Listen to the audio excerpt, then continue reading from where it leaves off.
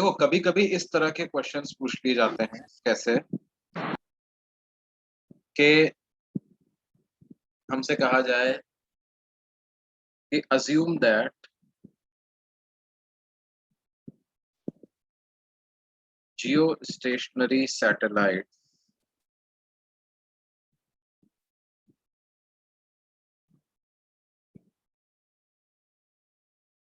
revolve around Earth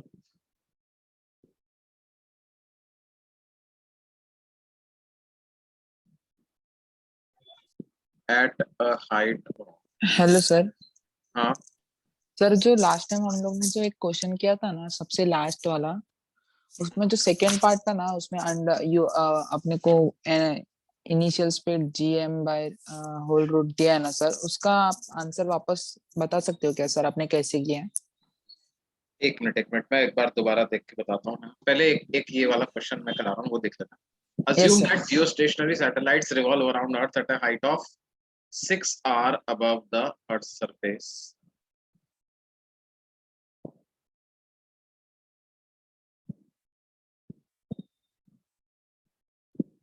At a height of 6 r above Earth's surface, find the time period of revolution of a satellite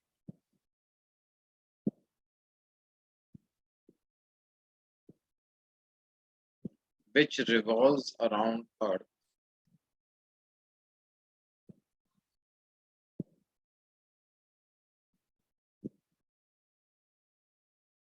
at a height of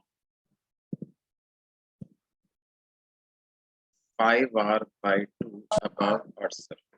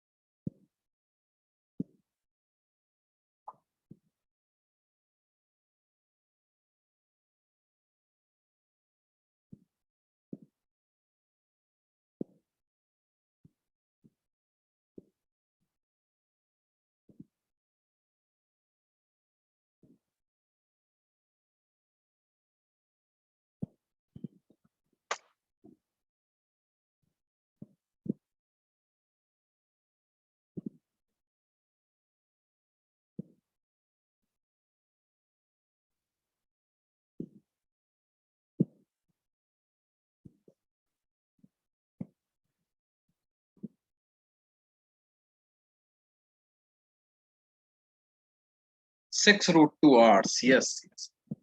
6 root 2 hours is the correct answer. कैसे बच्चों? Time period is directly proportional to r raised to the power 3 by 2. R is orbital radius. So T1 by T2 is equal to R1 by R2 की power 3 by 2.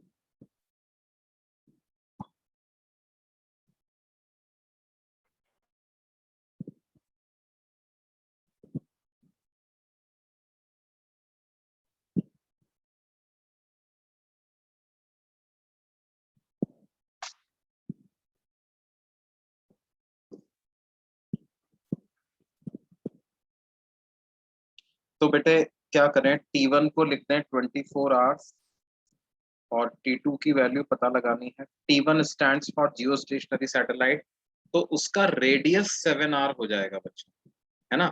Height 6R है तो radius will become 7R। और उसी तरह से जिस satellite का time period हमको पूछ रहे हैं उसका हाइट 5R/2 है, यानी 2.5R, तो उसका रेडियस हो जाएगा 3.5R की पावर 3/2। तो 24 डिवाइडेड बाई T2 की वैल्यू आ जाएगी 2 का पावर 3/2। तो T2 हो जाएगा 24 अपॉन 2√2, तो 12/√2। तो ये कितना आ जाएगा, 12/√2, दैट मीन्स 6√2, लगभग 8.4 आवर्स इसका आंसर।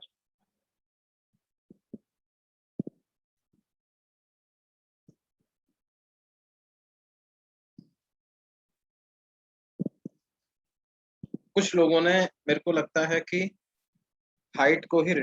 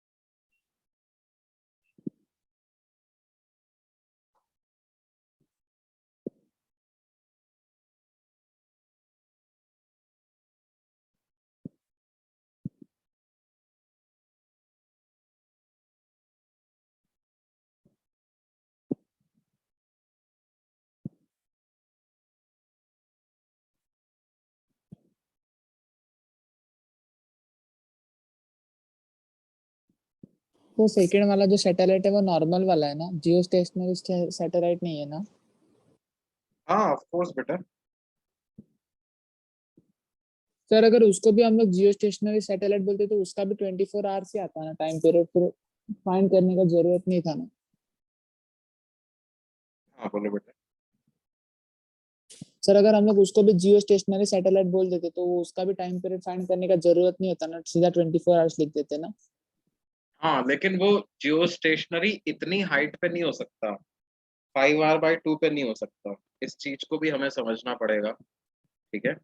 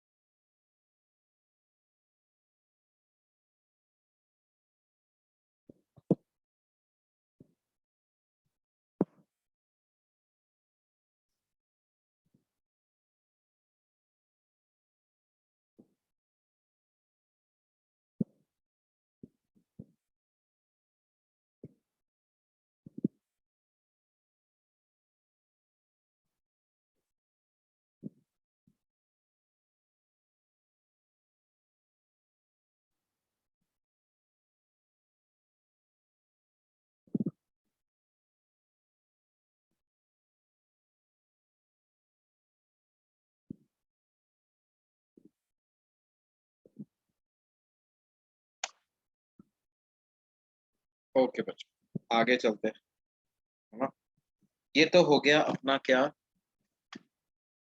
सैटेलाइट्स का टाइम पीरियड वगैरह, इसमें सर्कुलर ऑर्बिट, है ना। सैटेलाइट की एनर्जी के बारे में हमने पढ़ लिया, सैटेलाइट के टाइम पीरियड के बारे में हमने पढ़ लिया, ठीक है। जियो स्टेशनरी सैटेलाइट्स हमने पढ़ लिया, पोलर सैटेलाइट्स के बारे में भी बताया था मैंने, है ना। पोलर सैटेलाइट्स क्या होती है, जो पोलर प्लेन में रिवॉल्व कर रहे हैं, वो पोलर सैटेलाइट। अच्छा एक बात बताओ मेरे को, अगर मान लो अर्थ ऐसी है, if the earth is like this, क्या कोई सैटेलाइट इस तरह के प्लेन में रिवॉल्व कर सकती है क्या? Can plane of the satellite be like this?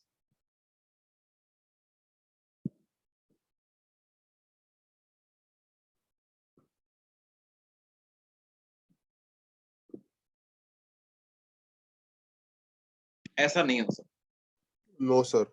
Plane ऐसा नहीं हो सकता। नहीं, पिछली क्लास में मैंने कहा था कि जियो स्टेशनरी का प्लेन इक्वेटोरियल प्लेन होना चाहिए। I am talking about a normal satellite. क्या प्लेन ऐसा हो सकता है क्या, इस तरह का प्लेन हो सकता है?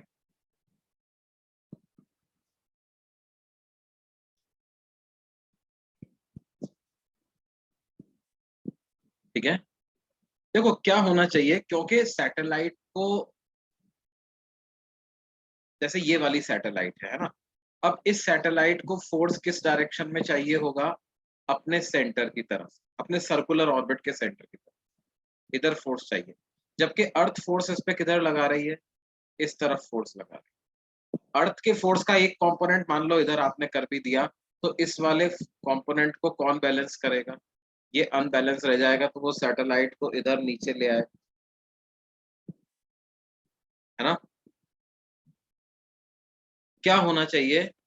ग्रेविटेशनल, मतलब जो सैटेलाइट का ऑर्बिट है, it can be anything, orbit can be any orbit provided the center of that orbit coincides with the center of earth.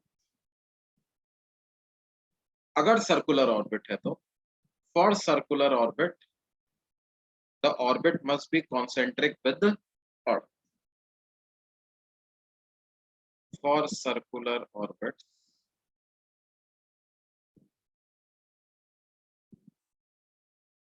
of a satellite, the orbit must be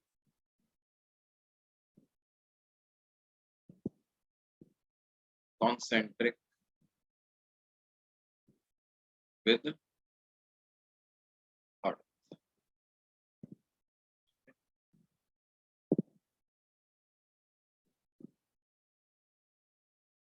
इस वाले ये तो plane होता ही नहीं है, ये प्लेन हो ही नहीं सकता, दिस इज नॉट पॉसिबल, ऐसा ऑर्बिट पॉसिबल ही नहीं है बेटे, ठीक है।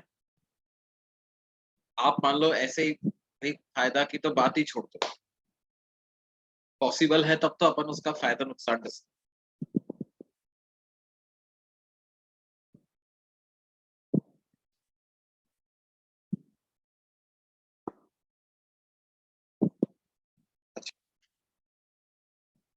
ये बात हो गई किसकी? सैटेलाइट्स और देयर ऑर्बिट्स की। अब अपन आते हैं अपने असली वाले मुद्दे पर।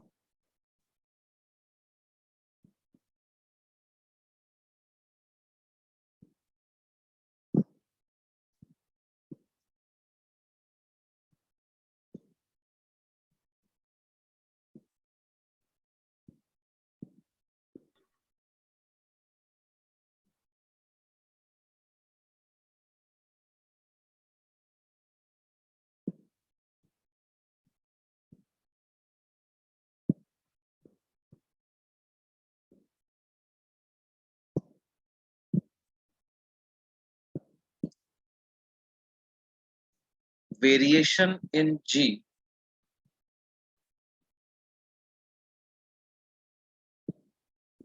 अच्छा एक बच्चे ने कोई पिछले क्वेश्चन का कोई सवाल, पिछले लेक्चर का कोई सवाल पूछ रहा था, we'll have to see क्या क्वेश्चन था, I'll have to go back to the notes. कौन सा क्वेश्चन था बच्चों? ये रहा।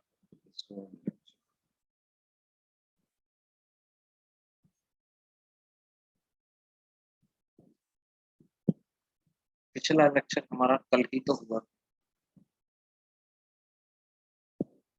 नहीं, कल नहीं हुआ था, डे बिफोर यस्टरडे।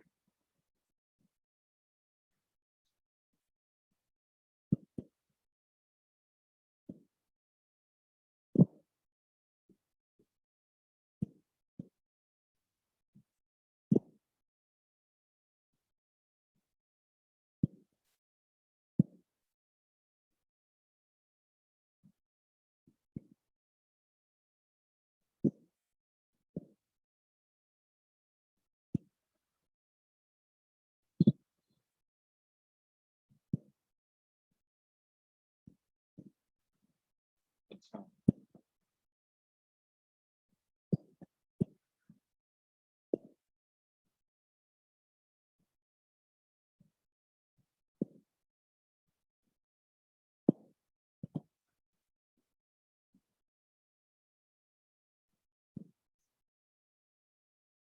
अच्छा ये था बेटा, इसमें क्या क्या डाउट था तुम्हारा? आंसर अपना ये आया था finally, final answer was this.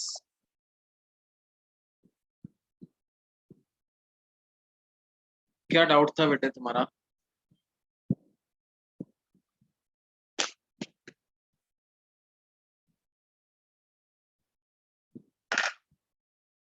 हाँ बेटे, सुन पा रहे हो?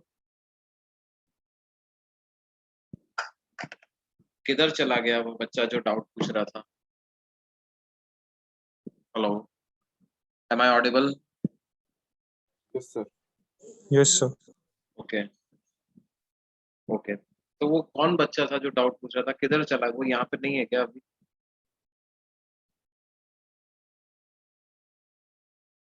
वो आवाज से तो मेरे को अनीश पिंपले ही लग रहा था। हाँ सर, मैंने लास्ट लेक्चर का आपको एक क्वेश्चन पूछा था। भाई तो इतनी देर से तू सो रहा था क्या? मैं बोल सर रहा हूँ मेरे कौन? सर मेरा वो माइक बंद था ना, मैं बोल रहा था माइक बंद था पर। अच्छा अच्छा अच्छा, ओके ओके ओके। हाँ तो क्या क्या डाउट था बेटा इसमें? सर वो आपने उसमें एनर्जी कंजर्वेशन लगाया ना, मतलब हम्म, लास्ट लास्ट वाले में, वो बता सकते हो क्या? हाँ हाँ भाई, एनर्जी कंजर्वेशन लगाया मतलब कैसे लिखा, कहाँ गई एनर्जी कंजर्वेशन की इक्वेशन हमारी? ये देख पा रहे हो ना? वो यही यही क्वेश्चन था ना वो वाला। ये यस सर, यस सर। तो ये रही एनर्जी कंजर्वेशन की equation. This is that energy conservation equation, ये वाला। तो हाफ एम यू स्क्वायर मतलब इनिशियल काइनेटिक एनर्जी, और शुरू में तो अर्थ की सरफेस पे है तो पोटेंशियल एनर्जी क्या लिख दिया? Minus G capital M small M by capital R. Half M V square मतलब उसी मैक्सिमम हाइट पे जाने के बाद अगर वेलोसिटी v बची है इसकी, तो वो वाली काइनेटिक एनर्जी। और minus G M M by small R. तो ये क्या हो गया? सर ये तो एनर्जी कंजर्वेशन का बेसिक है, पर सर आपने वो वी को किससे चेंज किया? किसको बेटे? वो वी स्क्वायर है ना सर, फाइनल इसमें v स्क्वायर फाइनल। को वो यहां से वैल्यू निकाला ना बेटे। देखो, v को क्या लिख दिया इस वाली इक्वेशन से? देखो, u into capital R by two into small R, ऐसा लिख दिया। और u को क्या लिख दिया? ये root G M by R लिख दिया। तो v स्क्वायर क्या हो गया मेरा? R square by four R square into G capital M by capital R, है ना? ओके सर, समझा फिर।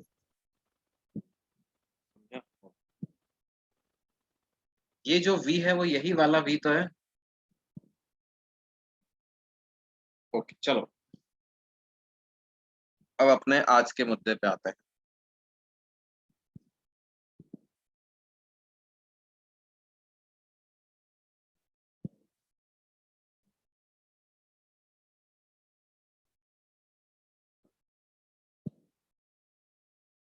देखो इसमें before we move on to elliptical orbits एक छोटी सी चीज हमको और करनी है। तो देखो इसमें ऐसे क्वेश्चन भी पूछ लिए जाते हैं कभी कभी, क्या कि if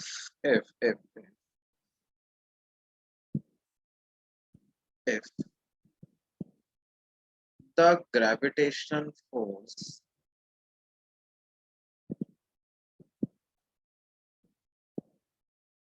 is proportional to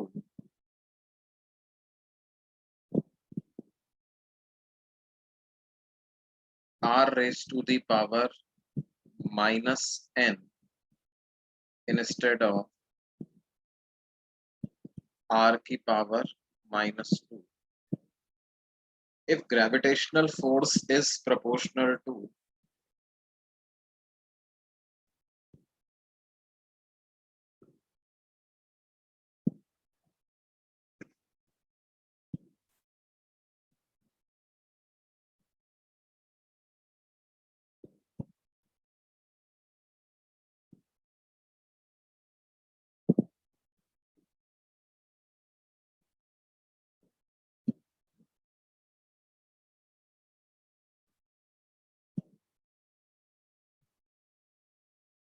if the gravitational force is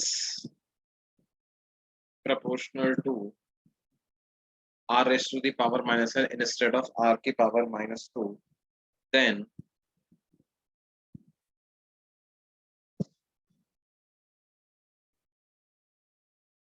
find the dependence of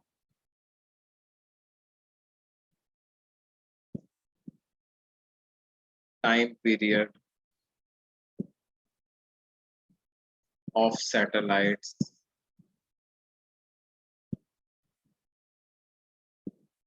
in circular orbits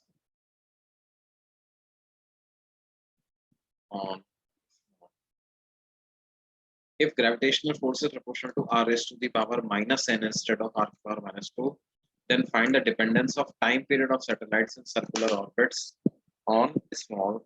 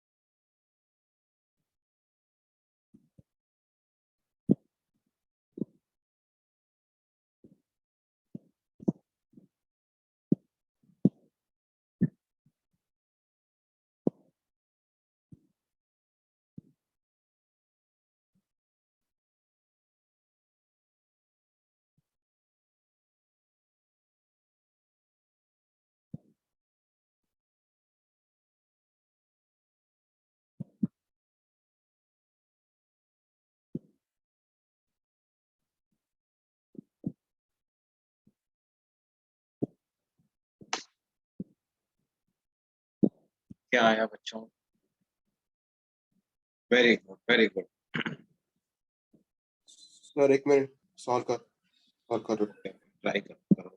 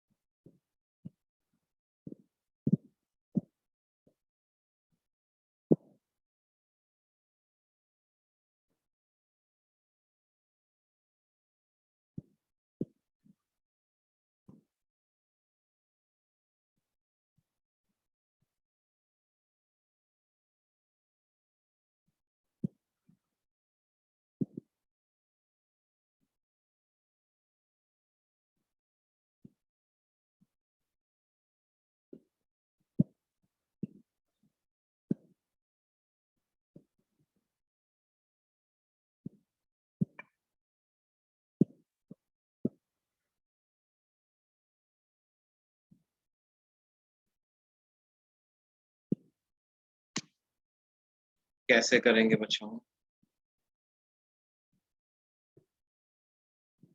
देखो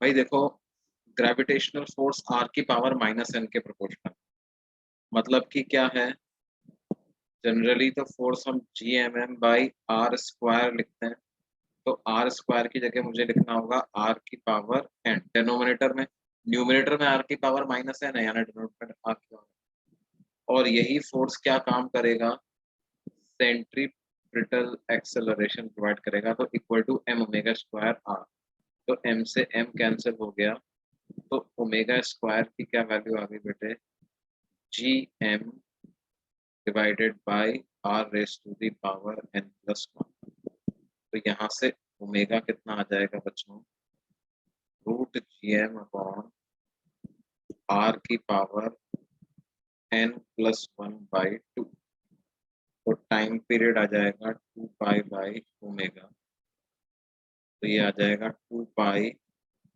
r की power n+1/2 divided by √g, ये ऐसी वैल्यू टाइम पीरियड की, तो टाइम पीरियड किसके डायरेक्टली प्रोपोर्शनल आ गया, r की पावर n+1/,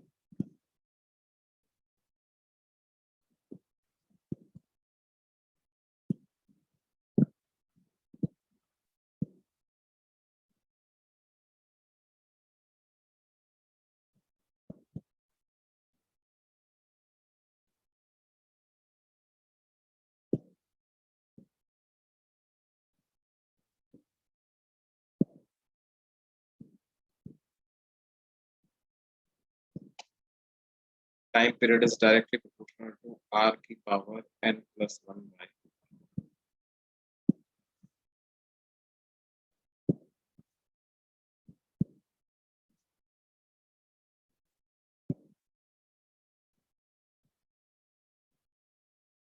हाँ बिल्कुल बिल्कुल बिल्कुल बिल्कुल, आप ऐसे भी कर सकते थे भाई, आप क्या करते, फोर्स को लिख देते सम कांस्टेंट के इनटू r की पावर -n, उसको बराबर लिख देते m omega square r, where k is some constant, that is also okay, तो ओमेगा स्क्वायर का क्या वैल्यू आ जाएगा, k by m divided by r की पावर n+1, तो ओमेगा हो जाएगा √k/m, that is also again some constant r की पावर n+1/, तो टाइम पीरियड हो जाएगा 2 pi by omega 2 pi r की power n+1/2 divided by c, ऐसा भी आप इसको कर सकते हैं। और आगे चलते हैं, और देखो इसमें हमें एक चीज और पढ़नी थी, वो है effect of rotation of earth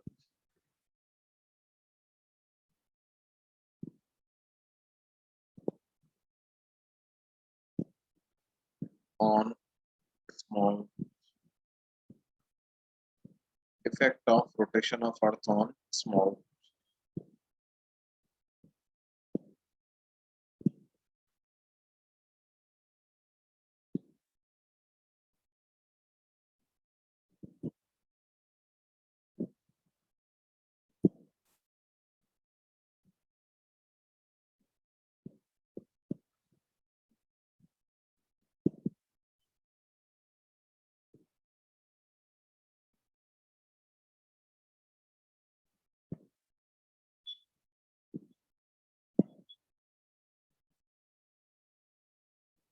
देखो बेटे क्या है कि हमें पता है अर्थ अपनी एक्सिस के अबाउट रोटेट करती है ना, earth revolves about its axis,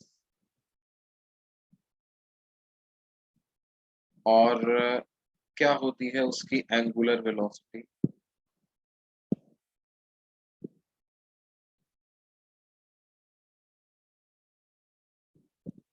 एक रोटेशन कितने टाइम में कन्वर्ट कर कंप्लीट कर देती है वो?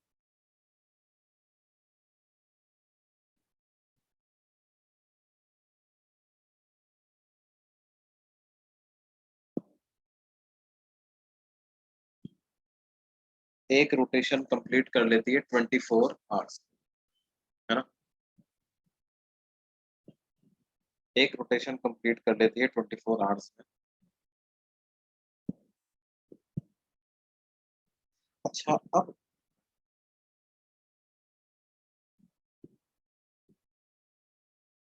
देखो, रोटेटिंग फ्रेम में अगर हम किसी ऑब्जेक्ट को एनालाइज करते हैं, जैसे मान लो हमसे कोई कहे कि यार ये ब्लॉक जो है, कोई ब्लॉक है ना, और ये ऐसे अर्थ पे रखा है, स्मॉल ब्लॉक, हालांकि मैंने इसकी साइज को बड़ा बना दिया,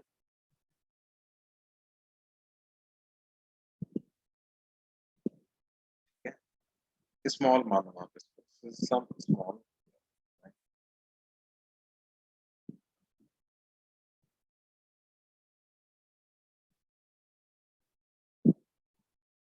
ये अर्थ की सरफेस पे रखा गया है इक्विलिब्रियम में। तो हम कह रहे हैं भाई इस ब्लॉक पे नेट फोर्स 0 होना चाहिए, है ना? नेट फोर्स 0 होने का मतलब क्या है कि जितने भी फोर्सेस लग रहे हैं उनका सम 0।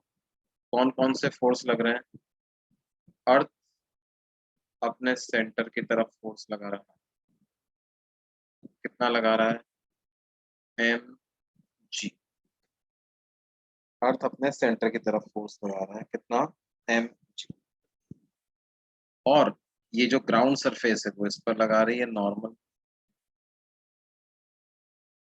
ग्राउंड सरफेस इस पे फोर्स लगा रही है, तो नॉर्मल माइनस एम जी, ये बराबर है 0 के, यानी नॉर्मल बराबर हो गया किसके?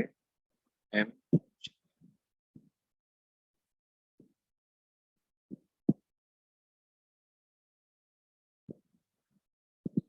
यानी नॉर्मल बराबर हो गया किसके? एम। ये जनरल कैलकुलेशन है ना? बट देखो, ये हमने फोर्स बैलेंस क्यों किए? क्योंकि object appears to be at rest, object appears to be at rest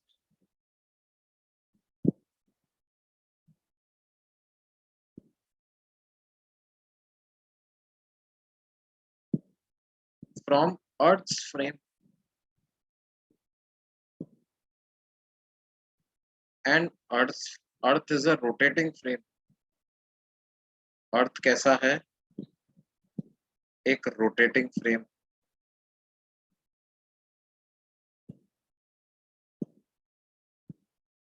So we must apply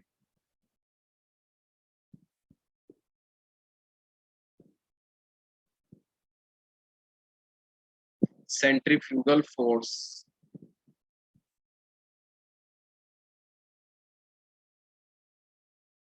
on the particle,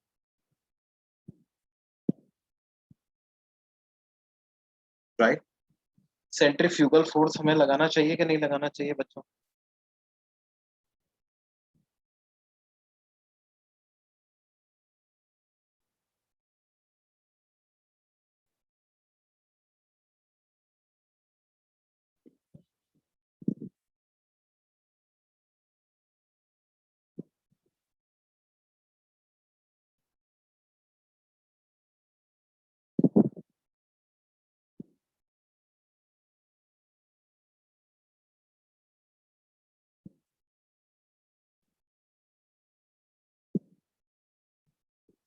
अच्छा देखो, सेंट्रीफ्यूगल फोर्स क्या होता है, आप ऐसे समझो कि जैसे हम किसी मेरी गो राउंड पे अगर राइड करने की कोशिश करते हैं, ऐसे पार्क वगैरह में, स्कूल के प्लेग्राउंड में लगा हुआ होता है ना, कुछ घूम रहा है ओमेगा एंगुलर वेलोसिटी,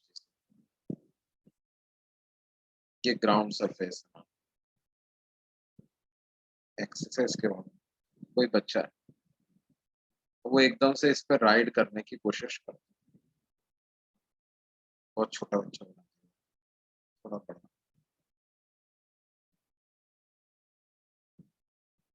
इस तरह तो वो क्या करता है, मेरी को राउंड पे राइड करने की कोशिश करता है। तो अपन कैसे राइड करते हैं, पहले थोड़ा इसके साथ भागते हैं भागते हैं भागते हैं, और फिर अपन जंप करके इस पे चढ़ते हैं, और चढ़ते ही हमें ऐसा फील होता है कि ये हमें बाहर फेंकने की कोशिश कर रहा है। तो अपन फटाफट से ये जो कोई रॉड्स वगैरह इसमें जो निकली हुई होती हैं चारों तरफ, उनको पकड़ लेते हैं। ऐसा होता है कि नहीं होता?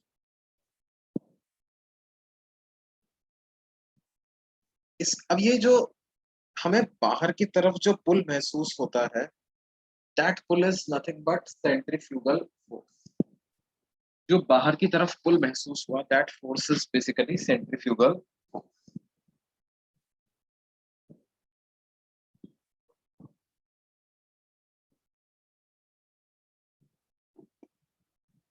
अब अगर इस रोटेट होते हुए फ्रेम में, इस मतलब इस फ्रेम में अगर कोई इस ऑब्जेक्ट के मोशन को कहे कि यार ये रेस्ट पे है, दिस इज एट रेस्ट, इस रोटेट होते फ्रेम में रेस्ट पे लग रहा है, तो ये जो नॉर्मल फोर्स है वो क्या काम कर रहा है, इस फ्रेम में ऐसा लगेगा कि नॉर्मल फोर्स सेंट्रीफ्यूगल फोर्स को बैलेंस कर रहा है। अब अर्थ भी तो अपना एक तरह का बहुत बड़ा सा मैरी गो राउंड ही है। जब अर्थ रोटेट हो रही है तो ये क्या सारे पार्ट ऑफ, हम भी अर्थ के साथ साथ रोटेट हो रहे हैं, लेकिन एंगुलर वेलोसिटी हमारी कम होने की वजह से हमें ऐसा मतलब कोई आउटवर्ड फोर्स महसूस नहीं होता। ठीक है, ओमेगा कम है, why because omega is less. देखो एक पंखे को अर्थ की ओमेगा से घूमता हुआ इमेजिन करो तुम, कैसा नजर आता है? सर सर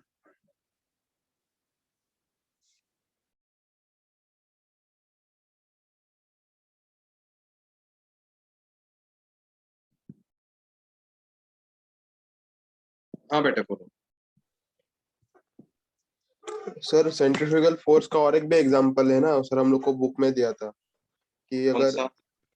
सर अगर समझो का स्टोन को हम लोग ने थ्रेड से बांधा और उसको ऐसा गोल गोल घुमाया, उसका एक फोर्स उसको बाहर की तरफ खींचने के, सेंट्रीफ्यूगल फोर्स बाहर खींचने की कोशिश करता है लेकिन वो गोल गोल घूमते रहता है। हाँ, बेसिकली बेटे सेंट्रीफ्यूगल फोर्स क्या होता है, एक सूडो फोर्स होता है। Centrifugal force is a pseudo force. अगर तुम्हें कोई ऑब्जेक्ट गोल गोल घूमता हुआ नजर आ रहा है तो फिर तुम्हें सूडो फोर्स लगाने की जरूरत नहीं है। पता है सूडो सेंट्रीफ्यूगल फोर्स किसको लगाना पड़ेगा? देखो इमेजिन करो कि तुम भी, तुम जैसे मान लो एक धागा है, धागे से तुमने पत्थर को बांध दिया, है ना? ये धागे से तुमने पत्थर को बांध दिया और ये पत्थर क्या कर रहा है, ऐसे रोटेट कर रहा है। अब मान लो तुमने क्या किया, ये जो धागा है ना, धागे को ही एक्स एक्सिस ले लिया। तुमने धागे को ही क्या ले लिया, एक्स एक्सिस, मतलब तुम्हारा जो कोऑर्डिनेट सिस्टम है वो भी रोटेट कर रहा है। क्या हो रहा है, तुम्हारा कोऑर्डिनेट सिस्टम भी रोटेट कर रहा, धागे के साथ साथ कोऑर्डिनेट सिस्टम भी रोटेट कर रहा है। अब ऐसा कोऑर्डिनेट सिस्टम अगर तुम लोगे तो इस पत्थर के कोऑर्डिनेट्स क्या हमेशा तुम्हें r,0,0 ही दिखाई देंगे क्या?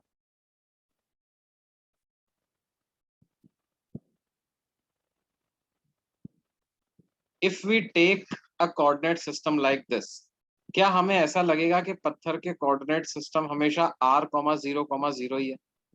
No sir. अरे हाँ, यही तो लगेगा, हमेशा एक्स कोऑर्डिनेट, एक्सिस पे रखा हुआ दिखाई देगा ना हमको। हाँ सर। हमारा जब पत्थर यहाँ पहुंचा तो मेरा एक्सिस भी मैंने रोटेट कर दिया, ऐसा हो गया। हम समझ रहे हो? समझा सर। मतलब तुम जब इसको ऑब्जर्व कर रहे हो तो तुम भी अपनी गर्दन जो है वो पत्थर के साथ साथ ही घुमाते जा रहे हो, है ना? तुमको मैंने क्या किया, इस एक्सिस से ऐसे बांध दिया, यूं ऐसे रस्सी से बांध दिया एक्सिस से, तो तुम भी एक्स घूमते जा रहे हो, सेम ओमेगा से तुम भी घूमते जा रहे हो। तो और आसपास तुम्हारे कुछ भी नहीं है, पेड़ पौधे, नली नदी तालाब कुछ नहीं है तुम्हारे आसपास, बिजली खंभा बिल्डिंग बिल्डिंग कुछ नहीं है, बिल्कुल। Imagine yourself to be in a space where the stone is rotating and you are also rotating with the stone। तो क्या तुम्हें ऐसा लगेगा कि स्टोन रेस्ट पे है? हाँ सर। तुमको ऐसा लगेगा कि स्टोन जो है वो यस सर। रेस्ट पे है ना? इनफैक्ट राइट नाउ जब हम अर्थ अभी बैठ करके अपने कमरे में लगे हुए बल्ब को देखते हैं, कमरे में लगी हुई ट्यूबलाइट को देखते हैं, किसी भी ऑब्जेक्ट को रखा हुआ देखते हैं, तो हमारे साथ एग्जैक्टली यही तो हो रहा है कि नहीं हो रहा? हाँ सर। वो कोई भी पॉटर जो आपने मान लो स्टडी टेबल पे कुछ रखा हुआ है, लैपटॉप मोबाइल कुछ रखा हुआ, वो रेस्ट पे दिखाई दे रहा है, लेकिन एक्चुअल में अर्थ के साथ तो वो रोटेट हो रहा है। बट द पॉइंट इज के अपन भी रोटेट हो रहे हैं, हमारी आंख भी नजर रोटेट हो रही है। तो अब देखो, अब तुम इमेजिन करो कि ये आदमी जो है, अच्छा इस आदमी को ये जो रस्सी है ना, रस्सी, ये रस्सी तो टॉट दिखाई देगी इस आदमी को भी, जो रोटेट होते होते इस बॉल को देख रहा है, क्या उसको ये रस्सी में टेंशन दिखाई देगा कुछ? क्या ये खिंची हुई दिखाई देगी? हाँ। दिखाई देगी। अब वो वो वो जब इस पे न्यूटन्स लॉ लगाने की कोशिश करेगा, तो उस आदमी के हिसाब से from the rotating frame if I try to satisfy Newton's laws on this object, मैं कहूंगा यार एक्सेलरेशन 0 है, इसका मतलब नेट फोर्स भी 0 होना चाहिए। But then why this string is taut? अगर नेट फोर्स 0 है तो एक्सेलरेशन भी 0 होना चाहिए। From the rotating frame what I will observe is, मैं ये ऑब्जर्व करूंगा ये बॉल रुका हुआ है, if the ball is at rest it means net force on it must also be rest, but then why there is tension in the string? तो फिर हम क्या कहते हैं भाई, अगर आप रोटेटिंग फ्रेम से देख रहे हो तो आपको एक फोर्स इमेजिन करना पड़ेगा, इमेजिनरी फोर्स लगाना पड़ेगा। आप ये नहीं बता पाओगे कि वो फोर्स किसने लगाया। To satisfy Newton's law, Newton second law जब उन्होंने बनाया तो उन्होंने तो एक ऐसे फ्रेम के लिए बनाया था जो कि स्टेशनरी है, जो कि रेस्ट पे रहता है, जो कि इनर्शियल है। रोटेटिंग फ्रेम या एक्सेलरेटिंग फ्रेम ये सारे के सारे तो नॉन इनर्शियल फ्रेम होता है। तो हमें रोटेटिंग फ्रेम में न्यूटन्स लॉ को सेटिस्फाई करवाने के लिए एक बाहर की तरफ फोर्स लग रहा है, इसकी कल्पना करनी पड़ती है, इमेजिन करना पड़ता है। This is a kind of a pseudo force, this is called a centrifugal force. तो अब वो आदमी एक्सप्लेन करता है कि इस पे नेट फोर्स कैसे 0 हो रहा है। एम ओमेगा स्क्वायर आर नाम का सूडो फोर्स को कौन बैलेंस कर रहा है?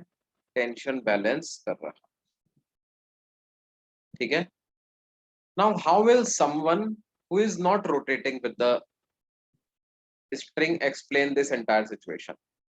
उसको सेंट्रीफ्यूगल फोर्स लगाने की जरूरत नहीं है, वो तो कहेगा यार ये रोटेट कर रहा है, इसकी वेलोसिटी में चेंज आया, पहले वेलोसिटी ऐसे थी फिर ऐसे हो गई, तो वेलोसिटी में चेंज करने के लिए सेंटर की तरफ फोर्स की तो जरूरत होती है। कितने फोर्स की जरूरत होती है? M omega square R force की जरूरत होती है वेलोसिटी को चेंज करने के लिए। अच्छा ये टेंशन वही तो काम कर रहा है। ये किससे आया? From stationery.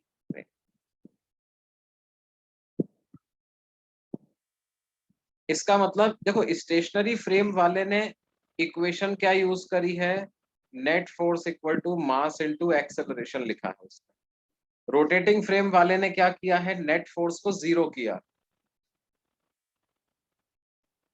टेंशन तो दोनों आदमी सेम ही कैलकुलेट करेंगे, जो रोटेटिंग फ्रेम से ऑब्जर्व करेगा वो तो सेम ही आना चाहिए ना। टेंशन तो रस्सी में उसको भी लगेगा, टेंशन है ओमेगा स्क्वायर आर है, जो ग्राउंड फ्रेम में बैठा है उसको भी लगेगा ओमेगा स्क्वायर आर है। लेकिन टेंशन जनरेट क्यों हुआ, ये दोनों अलग अलग कारण बताएंगे।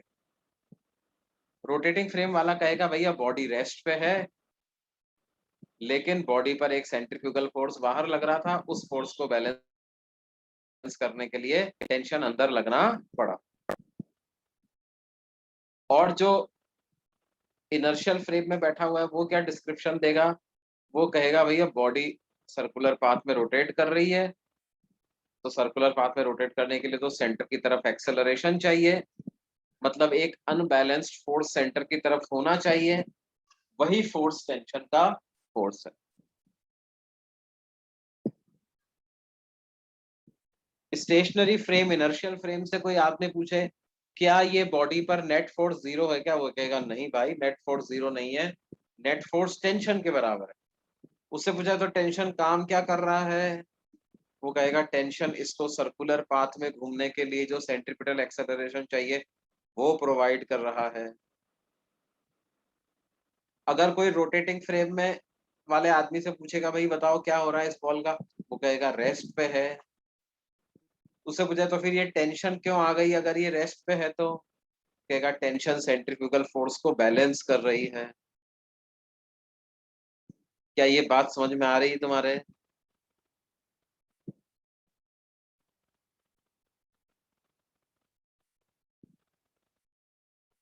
न्यूटन्स फर्स्ट और सेकंड लॉ जो होते हैं वो इनर्शियल फ्रेम से ही एप्लीकेबल होते हैं। अगर आप किसी नॉन इनर्शियल फ्रेम में बैठे हो और नॉन इनर्शियल फ्रेम में अगर आप किसी बॉडी के स्टेट ऑफ मोशन या स्टेट ऑफ रेस्ट को न्यूटन्स फर्स्ट या सेकंड लॉ लगा करके एक्सप्लेन करना चाहते हो, F equal to M A या net force equal to zero करके एक्सप्लेन करना चाहते हो, तो आपको क्या करना पड़ेगा, उस बॉडी पर जो रियल फोर्सेस लग रहे हैं उन रियल फोर्सेस के साथ साथ एक सूडो फोर्स भी लग रहा है ऐसा मानना पड़ेगा। और रोटेटिंग फ्रेम के केस में वो सूडो फोर्स कितना हो जाएगा, एक तो आउटवर्ड डायरेक्शन में लगेगा और एम ओमेगा स्क्वायर आर उसका मैग्नीट्यूड आ जाएगा। अब देखो जनरली हम क्या कहते हैं, यार हम तो अर्थ के रेस्पेक्ट में दास एफ इक्वल टू एम ए की इक्वेशन लगाते हैं, कोई सूडो वूडो यूज नहीं करते। हाँ बात क्या है, अर्थ अप्रोक्सीमेटली इनर्शियल फ्रेम ही होता है क्योंकि अर्थ की ओमेगा बहुत कम है, तो इसलिए सूडो लोगे भी तो कोई बहुत ज्यादा वैल्यू उसकी नहीं आएगी। लेकिन जब हम जानबूझ के यही इफेक्ट डिस्कस करना चाहते हैं, क्या इफेक्ट डिस्कस करना चाहते हैं, रोटेशन का क्या इफेक्ट आ रहा है, रोटेशन का क्या इफेक्ट आ रहा है, यही पूछा जाए हमसे जानबूझ के, तब तो ऑफ कोर्स हमें क्या करना पड़ेगा, जो अर्थ में थोड़ा बहुत रोटेशन की वजह से नॉन इनर्शियल नेचर है उसको हमें निकालना पड़ेगा भाई, सूडो फोर्स का यूज करना पड़ेगा, जो अभी तक नेग्लेक्ट करते आ रहे थे अब वो हमको यूज करना पड़ेगा। क्या ये बात समझ में आई बच्चों?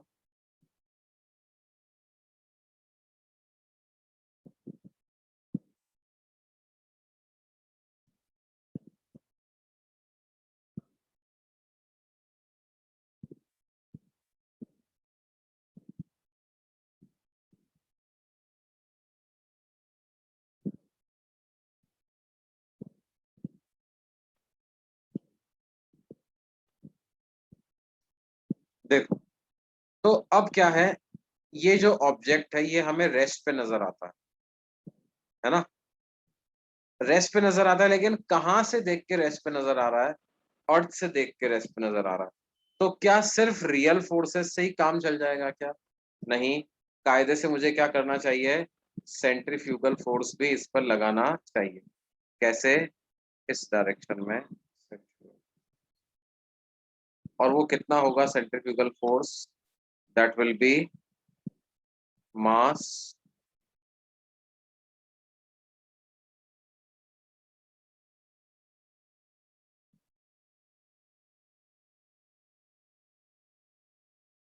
क्या ये बात समझ में आ रही है बच्चों?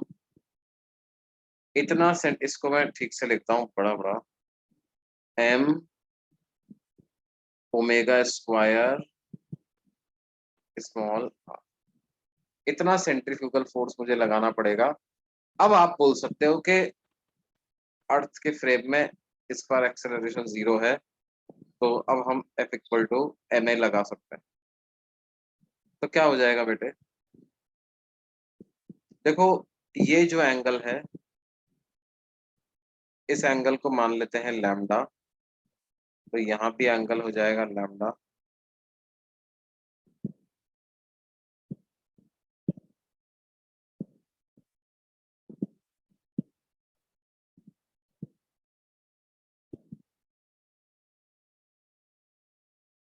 तो देखो इक्वेशन क्या बनेगी, इस डायरेक्शन में इक्वेशन बना रहे हैं, इस डायरेक्शन में तो इक्विलिब्रियम है, तो mg minus n minus m omega square r,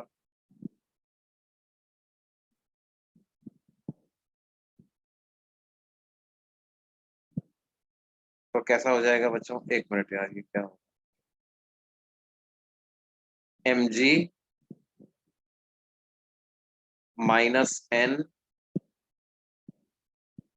minus m omega square small r cos lambda is 0। तो n की क्या वैल्यू आ गई, mg minus m omega square small r cos, ऐसा नॉर्मल रह जाए।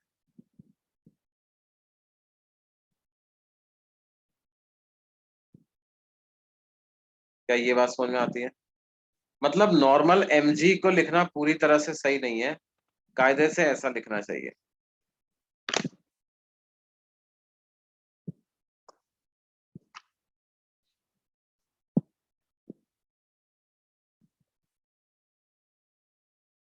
देखो मैरी गो राउंड में जैसे हम बाहर की तरफ थ्रोन महसूस करते हैं, उसी तरह से यहाँ पर क्या होगा, यहाँ पर हम ऐसा तो नहीं फील करते कि अर्थ के बाहर फेंके जा रहे हैं, लेकिन हाँ ये बात जरूर है, क्योंकि भाई हम तो अल्टीमेटली नेट इफेक्ट फील करते हैं ना, ग्रेविटेशनल फोर्स की वजह से अर्थ अट्रैक्ट कर रही है,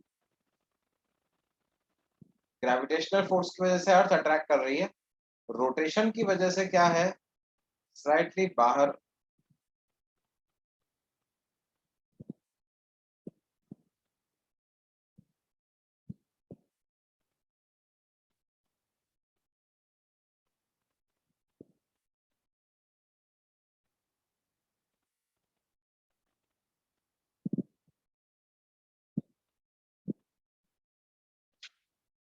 अब देखो इसका क्या इम्प्लीकेशन है,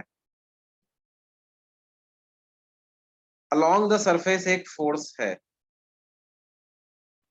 sir can we write N as M G, यही तो मैंने बताया ना बेटे, एन को एम जी नहीं लिख पा रहे हैं अपन, एन एम जी से थोड़ा सा कम होगा, normal will not be M G, it will be slightly less than M G because of this component of centrifugal force. अच्छा एक बच्चा पूछ रहा है सर ये तो एम ओमेगा स्क्वायर आर का तो आपने एक कंपोनेंट अभी इधर लिया है,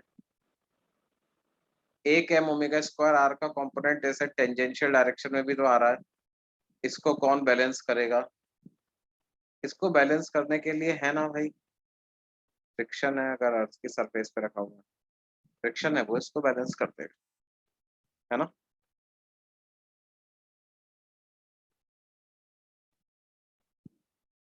मतलब इसके कई इम्प्लीकेशंस हैं, है ना, there are many implications to it. एक और चीज क्या है, जैसे अगर मैंने एक ऑब्जेक्ट, ये अर्थ है, और एक ऑब्जेक्ट को मैंने क्या किया, ऐसे अर्थ की सरफेस के पास में किसी पॉइंट से मैंने इसको रिलीज किया,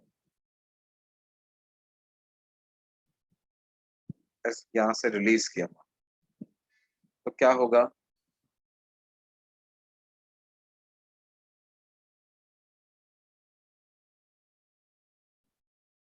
तो देखो क्या होगा भाई, विद रिस्पेक्ट टू अर्थ अगर इसका पाथ हम एक्सप्लेन करें तो मेरे को सेंट्रीफ्यूगल फोर्स यूज करना ही पड़ेगा, तो इधर आ जाएगा M omega M G minus, इस तरफ नेट फोर्स कितना लगने लग गया, एम जी माइनस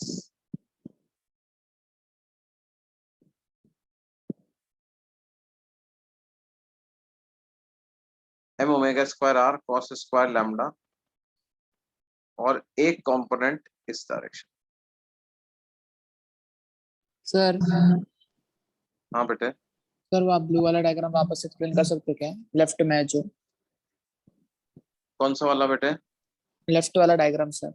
ये वाला, ये वाला, हाँ नहीं नहीं सर, देखो, ये जिसमें एम ओमेगा स्क्वायर एन सब लिखे हैं वो। हाँ हाँ हाँ, देखो एक बार फिर से मैं दूसरे पेज पे बना देता हूँ, देखो क्या है, ये है अर्थ, और क्या है, यहाँ पर उसके कोई पार्टिकल रखा हुआ, some particle placed at this, ये सेंटर ऑफ द,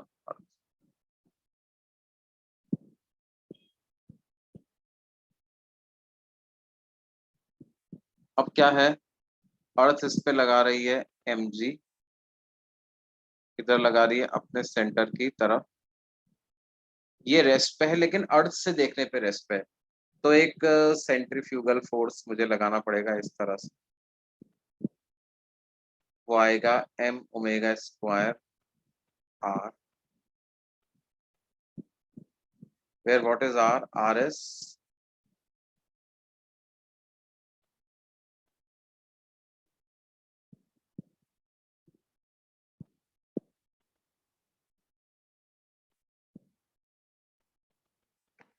ये मान लो एक्सिस ऑफ रोटेशन है, पोल्स से पास होने वाली लाइन है ना, तो ये वाली डिस्टेंस है स्मॉल r,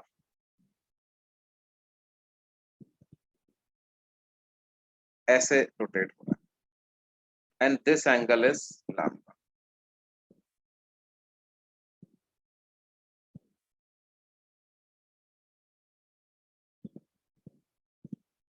और मान लो ऑब्जेक्ट यहीं पे रखा हुआ है तो उस पर एक नॉर्मल फोर्स भी, ये लैम्डा है तो ये भी लैम्डा।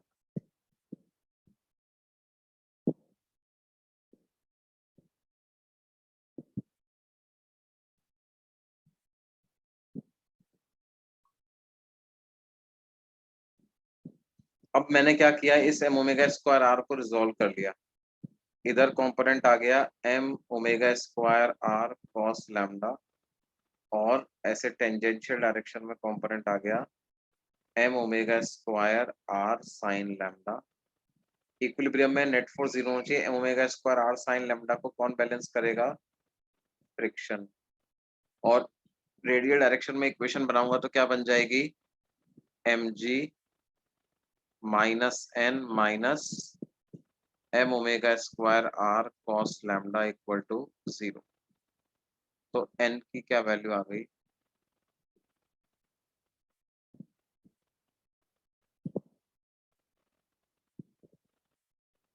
अच्छा ये जो डिस्टेंस स्मॉल r है, इस स्मॉल r को capital R into cos lambda ऐसा लिख सकता हूँ मैं।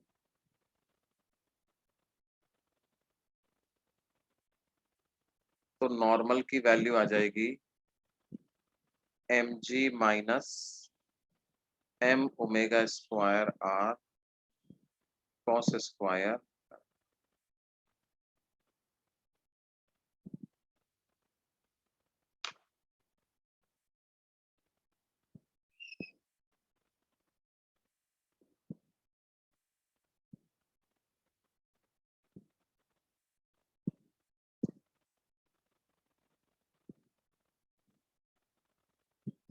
हाँ बेटा ये कौन डायग्राम दोबारा बनाने को, हाँ अनिश बेटा समझ में आ गया अब तुम्हारे, यस सर यस। जैसे देखो क्या होता है कि अर्थ की पास में अगर हम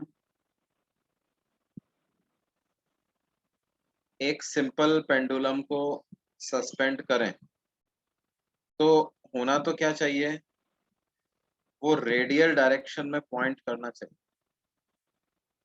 है ना, उस पर mg ऐसे लग रहा,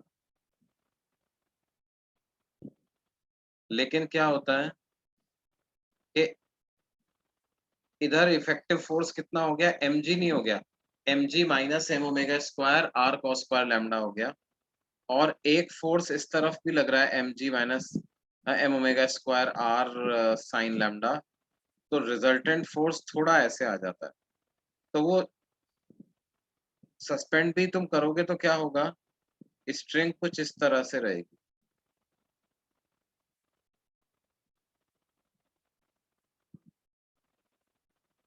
सेंट्रीफ्यूगल फोर्स का स्मूथ और रफ से कोई मतलब नहीं है बेटे, centrifugal force is related with the rotation of earth, right.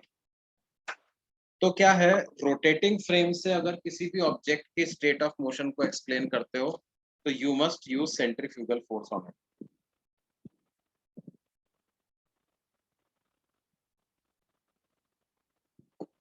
हालांकि अर्थ के केस में क्या है बेटे, सेंट्रीफ्यूगल फोर्स का कोई खास इंपैक्ट नहीं आता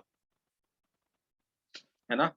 नॉर्मल की वैल्यू कितनी हो गई, mg minus m omega square r cos square lambda. m को कॉमन ले लूं मैं तो ये आ जाएगा g minus omega square r cos square lambda. Normal को मास इनटू g इफेक्टिव ऐसा भी लिख देते हैं, where what is g effective, g effective is g minus omega square r cos square lambda.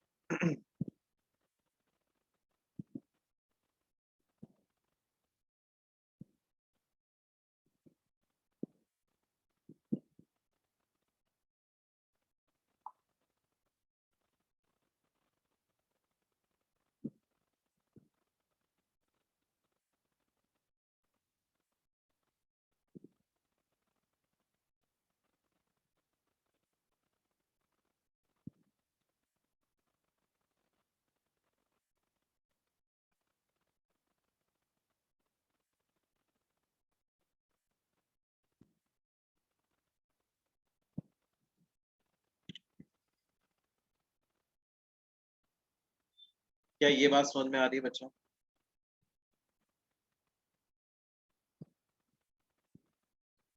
भाई हमने ये कहा था ना, ये यहीं से आ रहा है, all this is coming from this diagram. Normal इतना हो गया, m कॉमन ले लिया मैंने तो क्या हो गया, g naught minus omega square R. हमें ऐसा लग रहा है, we feel as if Earth थोड़ा, मतलब g की वैल्यू कम हो गई है ना, रोटेशन की वजह से 9.8 की जगह क्या हो गया, where what is g naught, g naught is gm by R, है ना। देखो इसका मतलब क्या है कि अगर हम एक ऑब्जेक्ट का वजन हम पोल पे करें और उसी m मास के ऑब्जेक्ट का वजन मैं इक्वेटर पे करूं तो क्या होगा, कहाँ पे ज्यादा दिखाई देगा मेरे को, वेइंग मशीन की मदद से अगर मैं करूं तो पोल पे ज्यादा दिखाई देगा, है ना। If object is weighed with the help of,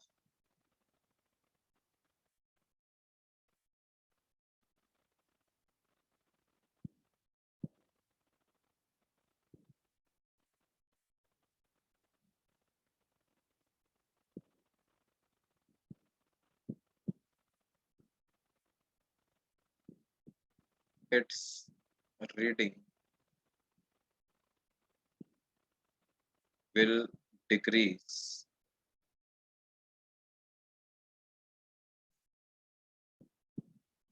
continuously from poles to,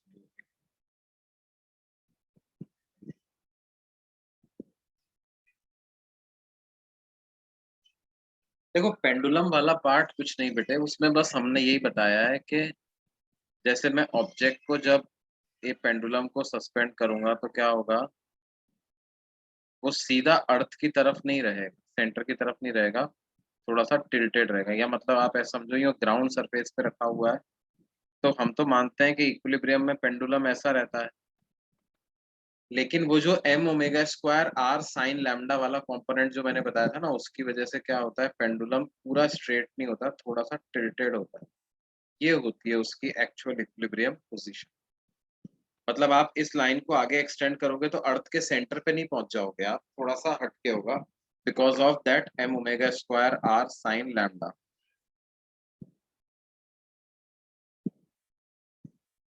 ठीक है, ये वाला होता है। देखो क्या है,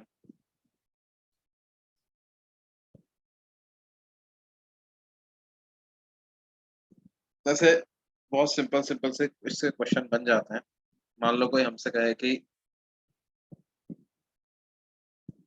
find the angular speed with which Earth must rotate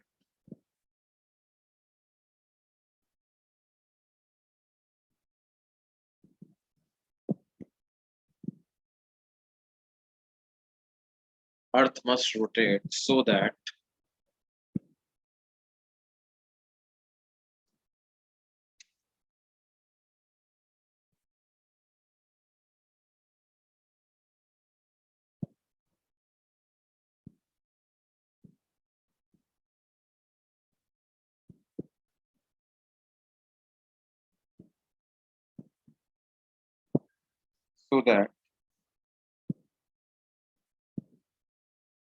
the effective value of G at equator becomes 0. Effective value of G at equator becomes 0.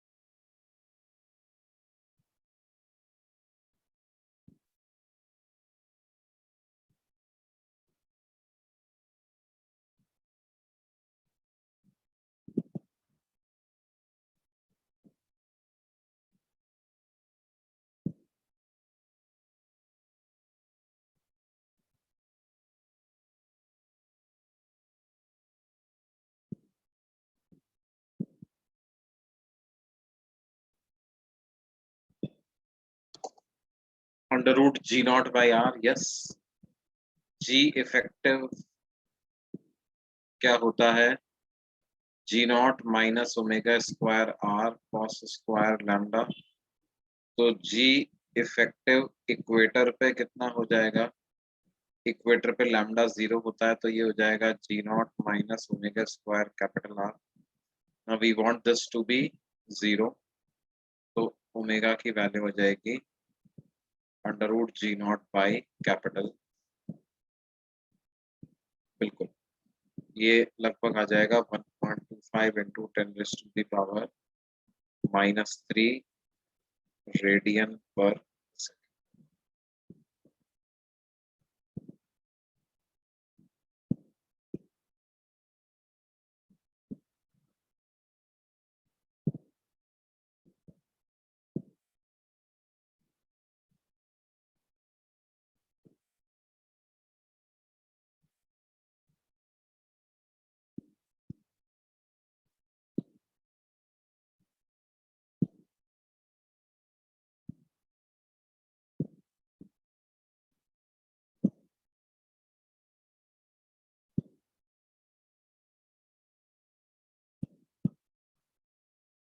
so that the effective value of G at equator becomes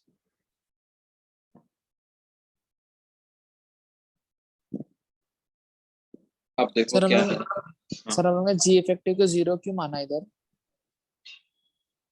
अबे सवाल में तो दिया हुआ है भाई, क्या पढ़ रहा है तू? सवाल में दिया हुआ है ना। हाँ हाँ सर। अरे यार सवाल बिना सवाल पढ़े कैसे?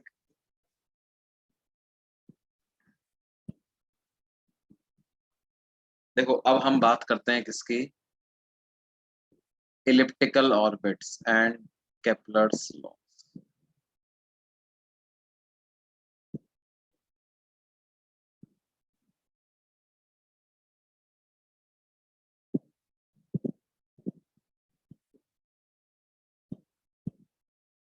देखो जोहानस केपलर जो थे वो he was a student of Tycho Brahe and Tycho Brahe जो थे वो न्यूटन के समय के पहले के लोग हैं। Kepler and Tycho Brahe both were born before Newton and they gave their laws before Newton gave laws of gravitation। और इन्होंने क्या किया, इन्होंने ऑब्जर्व करके ये 3 लॉज दिए, प्लैनेटरी मोशंस को ऑब्जर्व किया ओवर इयर्स एंड इयर्स, कई सालों तक डेटा इकट्ठा किया और जो इनके ऑब्जर्वेशंस थे उसको इन्होंने समराइज किया। कैसे समराइज किया इन्होंने कही ये बातें, इन्होंने क्या कहा कि all planets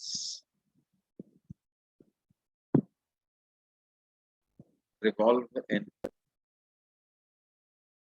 elliptical path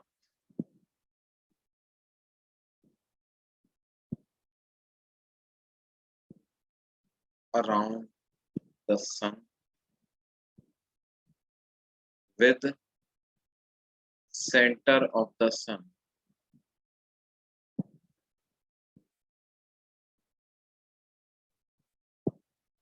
at one of the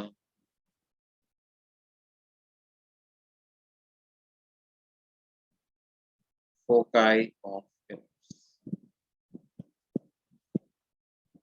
with center of the sun at one of the foci of the, ये पहला लॉ।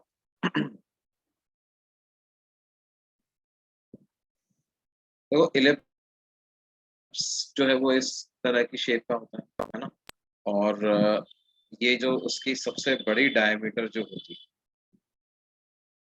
इसको क्या बोलते हैं, major axis of the ellipse, और उसके परपेंडिकुलर जो डायमीटर होती है उसको क्या बोलते हैं, उसको बोलते हैं माइनर एक्सिस ऑफ द,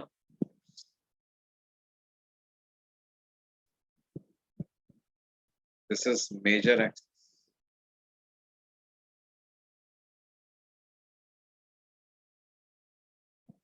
और ये जो लाइन है इसको क्या बोलते हैं, minor axis. Length of major axis को लिखते हैं 2a सिंबल से डिनोट करते हैं।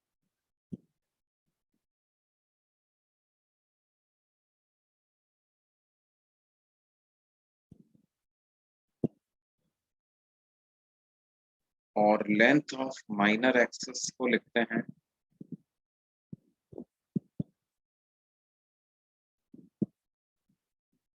2b के बराबर। Length of major axis is 2a, length of minor axis is 2b।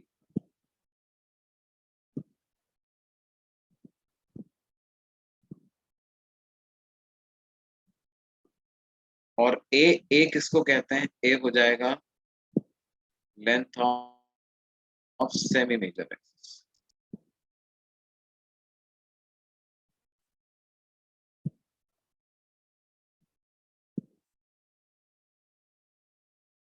किसी भी इलिप्स के लिए हम एक रेशो डिफाइन करते हैं, eccentricity E, and E is related to B and A E को लिखते हैं under root of 1 minus B square bye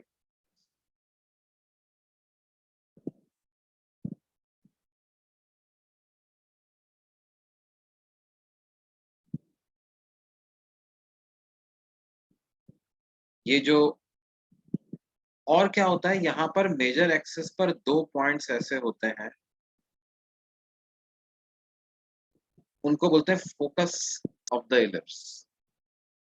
और इन फोकस की क्या खास बात होती है कि इलिप्स पे लाई करने वाले किसी भी पॉइंट की इन फोकस से डिस्टेंसेस का सम कांस्टेंट होता है। इलिप्स पे लाई करने वाले किसी भी पॉइंट की इन फोकस से डिस्टेंसेस का जो सम होता है वो कांस्टेंट होता है। pf1 plus pf2 is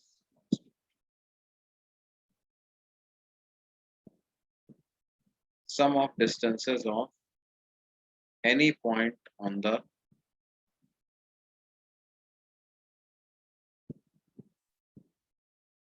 sum of distances of any point on the ellipse from these two foci is constant, and this constant is equal to 2a. ये जो कांस्टेंट है ये किसके बराबर होता है? ये बराबर होता है 2a।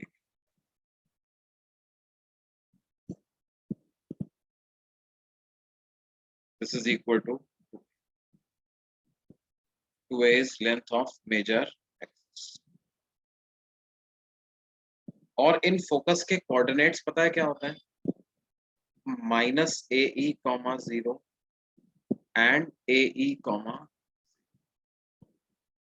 Minus A E comma 0 and A E comma 0। तो वो क्या कहता है कि जो सन का सेंटर होता है ना वो वन ऑफ द फोकस पे होता है।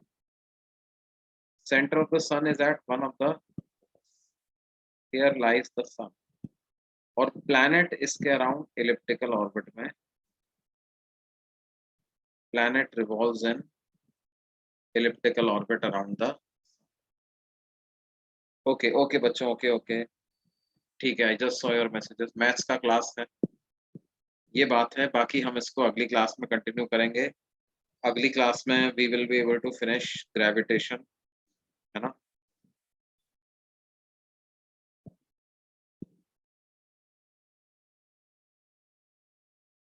ओके बच्चों, bye for now. Bye sir, thank you.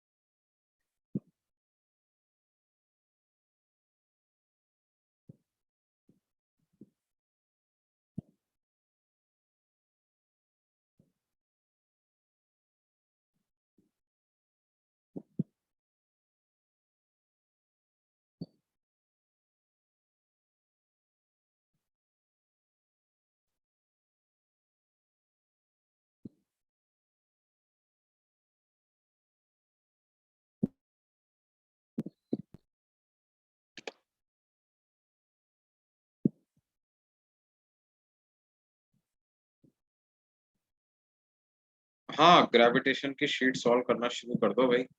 A B C section solve कर सकते हो।